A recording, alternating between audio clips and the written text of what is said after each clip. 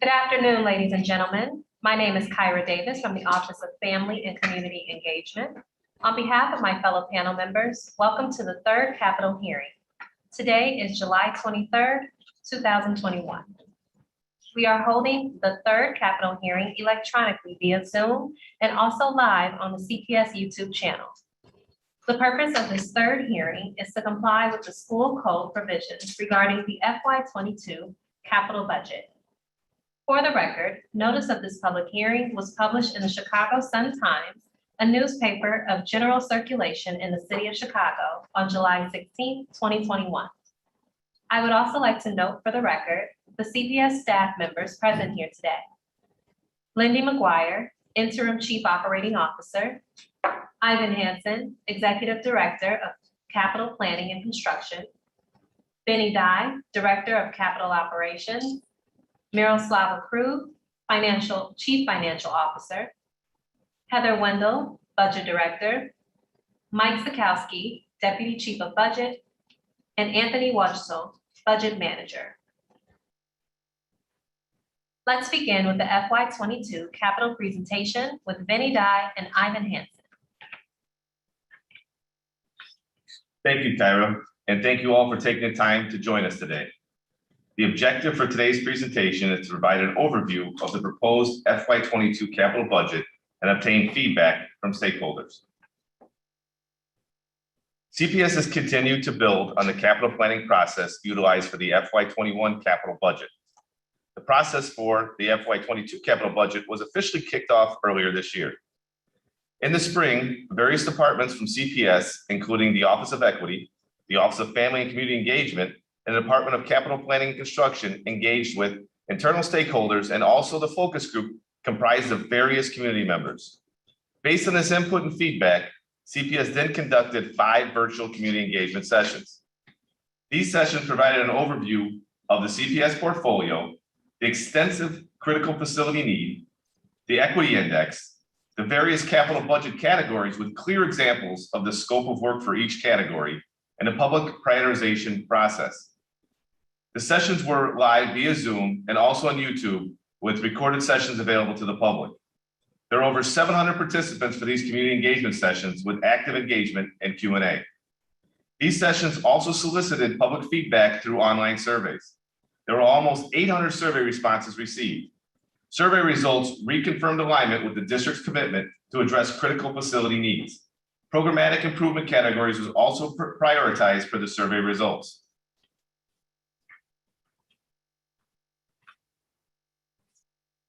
We believe that CPS is just getting started in our journey to new heights our school district can achieve.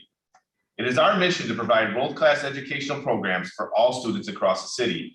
And to fulfill this mission, we make these 3 commitments to our students, their families, and all Chicagoans: academic progress, financial stability, and integrity. We respect our students and families and the diverse communities in which they live and honor them as partners in our shared mission. We will earn their trust by communicating openly and consistently acting on community feedback. CPS defines equity as champion the individual cultures, identities, talents, abilities, languages, and interests of each student by ensuring they receive necessary opportunities and resources to meet their unique needs and aspirations. In an equitable educational system, every student has access to the resources, opportunities, and the educational rigor they need at the right moment in their education. The spectrum of inclusive partnership is a tool to assist with transparency and trust around the level of participation of partners, including those with institutional memory, those impacted by decisions, and those responsible for the implementation. Although the tool appears linear, inclusive partnerships are flexible within a specific process stage and at different points in time. Today, we are here to inform, consult, and listen. The district will continue to utilize the Equity Index, a tool to help identify opportunity differences so that resources can be prioritized for the schools in the greatest need. The Equity Index, which was informed by community feedback, was central to development of this year's capital plan, and the current factors will not be changed for this current budget year. The purpose of the CPS Equity Index for capital investment is to factor indicators reflecting opportunity differences into decisions about how best to advance resources equity in our capital improvement planning and decision-making process. These factors are community, demographics, and previous capital investment. Community factors include hardship index scores, percent of students residing in West Southwest community areas, community life expectancy index, and students experiencing homelessness. Demographic factors include race, ethnicity, percent of students on free and reduced lunch, percent bilingual students, and special education programs. Historic capital investment includes the historic capital investment and the historical TIF funding.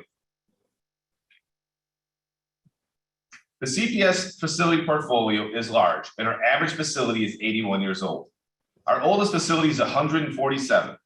We maintain over 62 million square feet, and to put that in perspective, that'd be the equivalent of 14 Sears Towers. Many years of budgetary constraints have led to a large backlog of deferred needs. The total district need is over $3 billion, and that is just to bring all facilities to a state of good repair. The cost to repair CPS buildings has far exceeded what CPS has historically been able to afford.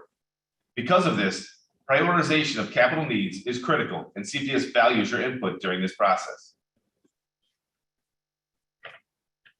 We just finished our recently completed new round of our facility condition assessments in all CPS owned and operated facilities. The previous facility condition assessment was completed in 2015. A few points to highlight on these assessments. The facility condition assessment is a visual inspection only of the building systems. It is not destructive. Sample reports included a rank and quantity for all assessed items at each CPS operated facility. A separate assessment landing page is on cps.edu is now live. Prioritization of capital needs is a process of systems that are dynamic and constantly changing. They can change significantly from one assessment to another. This can be driven by a number of factors, including weather, accelerated deterioration, deferred maintenance, and recent investments. As noted before, in recent years, the district has focused on prioritizing investments that promote equitable access to high-quality learning environments. And earlier this year, the district hosted a series of 5 community capital meetings to gather feedback on how it should prioritize investments. The CPS Department of Capital Planning and Construction, the Office of Equity, and the Office of Family and Community Engagement collaborated to hold community engagement meetings on the capital budget, which highlighted the capital priorities as outlined in the Educational Facilities Master Plan, and focus on explaining the capital prioritization process that utilizes the latest facility condition assessments and the equity index. On an average, facility needs such as roof, masonry replacement, and mechanical system upgrades were the highest recommended budget categories for allocating capital investments. And the district's capital budget is reflective of that feedback. As noted in the presentation previously, CPS is committed to promoting equitable access to high-quality school environments, and equity served as a foundation for the FY22 capital plan. The district's equity office played an important role in developing the FY22 capital proposal by helping to ensure that resources are distributed fairly and equitably across CPS schools so that all students can share in the district's record-setting progress. In addition, the FY22 capital budget planning process included several enhancements, most notably around transparency and community outreach. The district conducted 5 public meetings and evaluated over 800 survey responses to gather community input during the capital plan development process. All proposed projects were determined by equity, assessed need, educational priorities, and the available funding. CPS's capital plans aligns with the priorities outlined in the draft Educational Facilities Master Plan.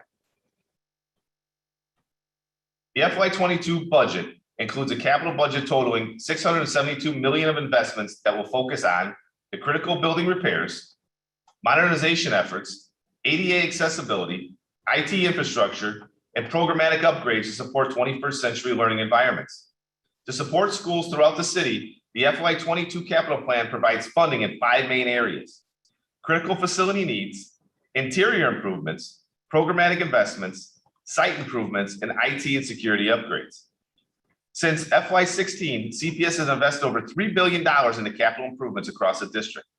These projects include major renovations to ensure our schools stay warm and dry, facility construction to relieve overcrowding, security cameras to provide a safer environment for our children, and renovations to aid programmatic enhancements, among others. Additionally, starting with the FY21 capital budget, CPS committed to spending $100 million over the next 5 years to improve accessibility of parking lots, main entrances, main offices, and public restrooms. The FY22 capital budget is primarily funded by future issuances of general obligation bonds, which are principally repaid by evidence-based funding. A portion of the FY22 budget is also funded by the federal ESSER III funds and potential outside resources as they become identified. I will now invite Vinnie to go over the FY22 capital plan in more detail. Thank you, Ivan, and good afternoon to all of you. And thank you again for taking time to be present for this session of the FY22 capital plan hearings. As Ivan stated, I'm going to take a deeper dive into the budget and explain the categories that make up the $672 million proposed budget. The first category, facility needs. The FY22 capital budget includes $439.1 million to address critical facility needs. This first category is priority exterior envelope and mechanical projects. Exterior envelope projects include repair or replacement of roofs, windows, and exterior masonry, and mechanical projects prioritize the most urgent upgrades to core mechanical systems. These improvements directly affect our ability to provide warm, safe, and dry facilities to our students, staff, and community. Additionally, the district is utilizing $100 million in federal funding for significant renovations at 17 campuses, primarily for critical mechanical renovation. CPS has a significant backlog of deferred critical facility needs. Mechanical system needs have a significant backlog, and CPS intends to leverage funding from the district's federal ESSER III allocation to address this critical facility needs category. These systems control our indoor environment of our buildings and focus on core mechanical systems, essentially heating and cooling the buildings and associated electrical and plumbing infrastructure.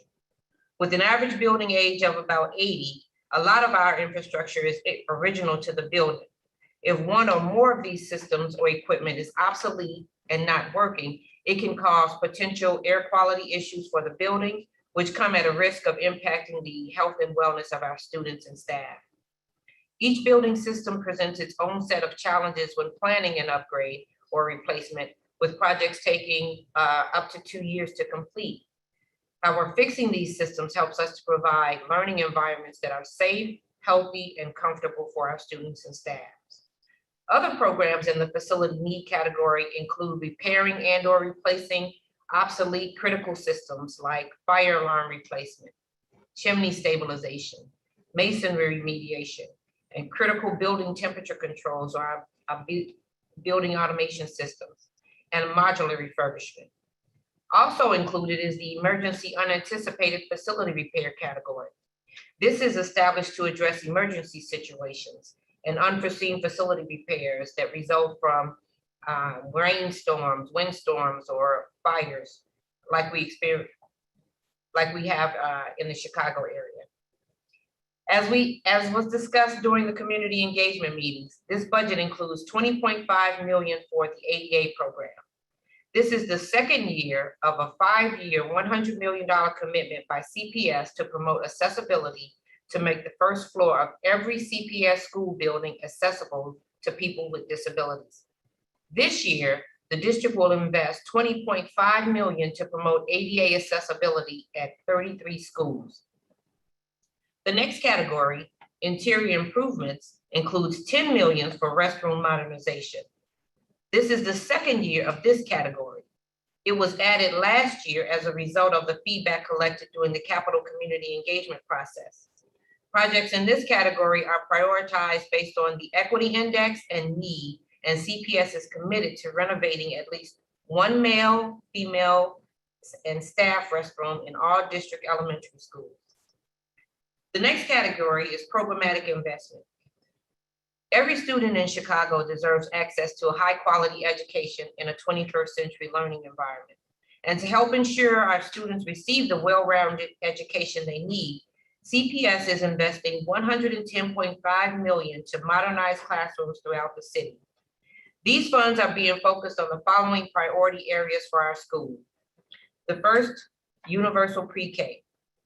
To move the district closer to its goal of providing free, full-day pre-K for 4-year-olds, CPS is allocating $80 million to continue classroom conversions and additions for future school years.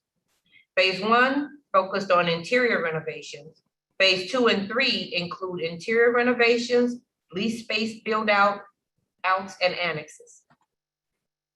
The next category under programmatic is modern spaces for high-quality academic programs. Earlier this year, CPS announced 7 schools will receive a new high-quality academic program as part of the district's annual program application process, in which school communities apply for new high-quality programs, including those like the IB program, STEM, STEAM, Fine Arts, and Dual Language. The district is investing $10.5 million to support capital improvements in these spaces. The next category, student recreation and athletic resources. The FY22 budget includes $20 million in investments to invest in renovations to existing student recreation and athletic facilities. The next category is IT security and security infrastructure. As technology plays an increasingly important role in the classroom, the district is investing $46.4 million to upgrade school network infrastructure to address equitable connectivity, replace aging hardware at schools, and upgrade the data warehouse and data backups. The district is also investing $2 million in new security equipment, including cameras, intercom phones, and alarms. The next category, site improvements. In the proposed budget, CPS would invest $37.6 million in site improvements to develop new playgrounds, playlots, and site upgrades at over 30 schools across the city. These investments leverage external funding and our partnerships with the Department of Water Management and the Metropolitan Water Reclamation District, and will help ensure that students can benefit from a well-rounded education that promotes healthy and active development while providing a resource for the surrounding communities. This category also includes site upgrades such as parking lots and turf fields. Critical upgrades in this area will be addressed based on condition, need, and safety. The next category, capital project support service. The budget includes $26 million in this category necessary to implement the capital program, as well as support facilities projects. This includes management, planning, design, assessment, estimating, and more, all of which are needed to successfully implement a capital plan of this size, $672 million. Other funding. In addition to the $672 million in guaranteed spending for capital projects, the FY22 budget includes an additional $35 million of potential funding from external sources. This funding will allow the district to undertake additional projects if the additional funding is allocated from the city, state, or federal sources. Full details of the FY22 capital budget are also available on the interactive capital plan website located at cps.edu. This site allows users to quickly select projects by school, geographic area, type, and year. The deferred needs at our school are many, and while we do not have resources to cure them all, this budget will include capital projects at a large number of campuses across the city as shown in the map. In addition, as you can see on this slide, the FY22 proposed budget will impact many communities across the area. And with that, I'd like to turn it back over to Kyra for the public comment segment. Thank you, Vinnie and Ivan. We will now proceed with today's public comment segment. And before doing so, I would like to share the directions for public comment. For the record, I would like to note that registration for the public hearing began on Friday, July 16, 2021 at 10:30 a.m. and closed on Monday, July 19, 2021 at 5:00 p.m. or until all 30 slots were filled for each of the hearings, whichever occurred first. Individuals who registered to speak will have 2 minutes to comment. Participants will be alerted when 30 seconds remain. After 2 minutes, the facilitator will end the speaking time and promptly proceed to the next participant. I will be calling speakers in chronological order. Members of the public may submit written comments related to the FY22 proposed capital budget via the capital budget hearing public comment form posted on our website at www.cps.edu/capitalplan2022 by 5:00 p.m. Monday, July 26, 2021. This hearing will conclude after the last person who has registered to speak has spoken, or at 5:30 p.m., whichever occurs first. When called, please state your name for the record. I will proceed by calling the first speaker. Speaker number 1, Kelly Sereno. Please unmute yourself by clicking *6.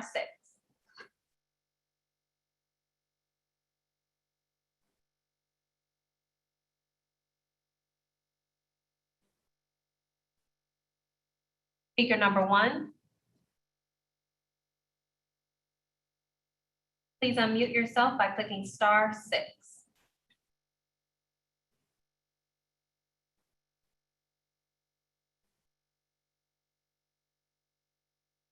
We're going to move on to the next speaker, and we'll come back to speaker 1 after. Speaker number 2, Felicia Tate.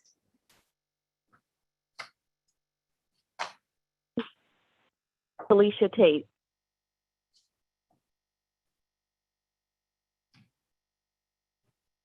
You can proceed, speaker number 2. Good afternoon, everyone. I am calling in concern with Vanderpool Elementary, and I'm interested to know if Vanderpool Elementary is on the list for a renovation of their bathrooms. They are pretty outdated and somewhat of poor lighting in some area, and that is one of my concerns, as well as the porch or the front steps to the entry. There's crumbling of the cement, and it could be a danger to those entering the building. Just wonder if those were of concern or on the list for any of renovations happening this year.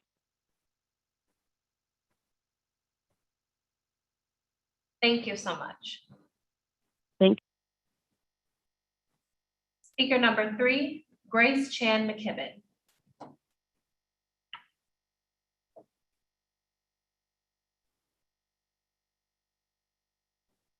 Hello.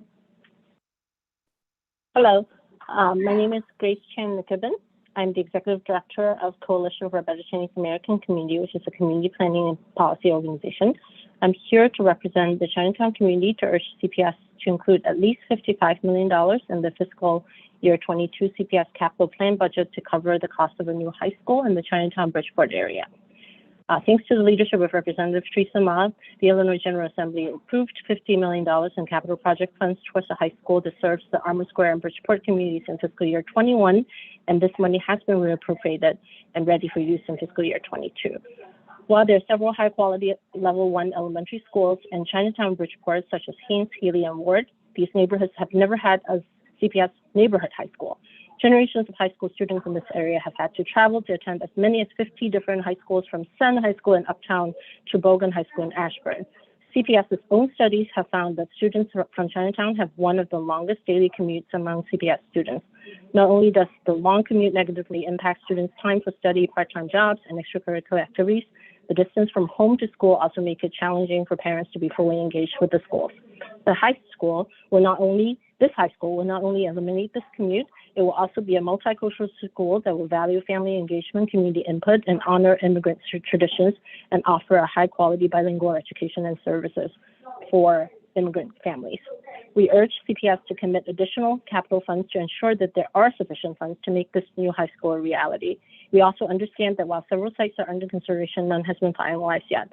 A public engagement process was promised during fiscal year 21, but it never happened, likely because of the pandemic. Thus, we urge that CPS reprioritize this high school, commit the funds, and begin planning in earnest for it.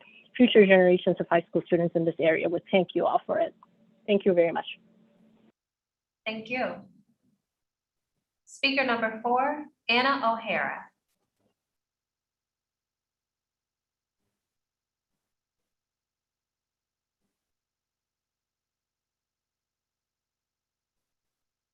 Hello. Hi, you may proceed. Okay. Hi, my name is Anna O'Hara, and my daughter attends Grissom Elementary. She has been going there since pre-K, and I also graduated from Grissom in 2002.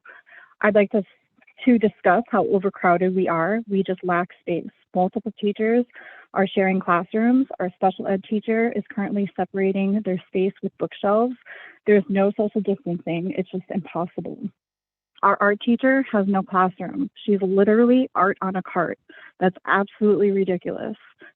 The kids can't learn. During e-learning, she was teaching from the stage because she just had nowhere safe to go.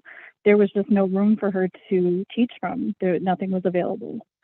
CPS made the decision to move our pre-K and kindergarten across town.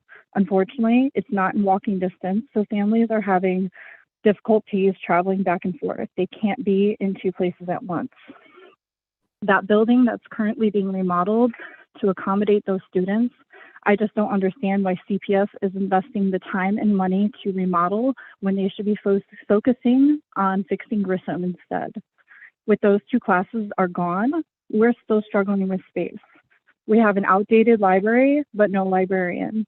Our gym is also our auditorium and our lunchroom. The kids often complain because there's no AC or heat in there. What happens if a child is experiencing COVID symptoms or just not feeling well? The designated area is the nurse's office, counselor, bilingual, and a meeting room.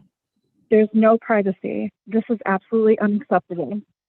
The mobile we have needs to be torn down. It was supposed to be temporary. It's been up there for decades. It is filled with mold inside and out. This problem is constantly being ignored. Parents, students, and staff have complained. Their solution, wiping the walls with bleach. That's not a solution, it's a Band-Aid. Grissom students and staff deserve better. Thank you so much for your time, and I appreciate everything you guys are doing. Thank you. Thank you. We're going to circle back to speaker number 1. Speaker number 1, please unmute yourself.